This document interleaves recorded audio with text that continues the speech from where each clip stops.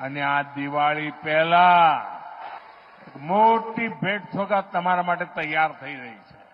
જે દિવસે બજેટમાં 12 લાખ રૂપિયાની આવક ઉપર ઇન્કમ ટેક્સ માફ કરી દીધો ને, તો વિપક્ષવાળાને સમજણ નહોતી પડી આ કેવી રીતે થાય.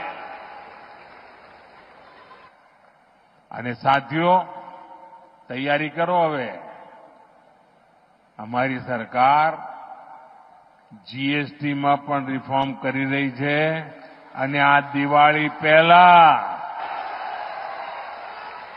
એક મોટી ભેટ સોગાત તમારા માટે तैयार થઈ રહી છે. और जीएसटी रिफॉर्म के कारण हमारे लघु उद्यमियों को मदद मिलेगी और बहुत सी चीजों पर टैक्स भी कम हो जाएगा. इस बार की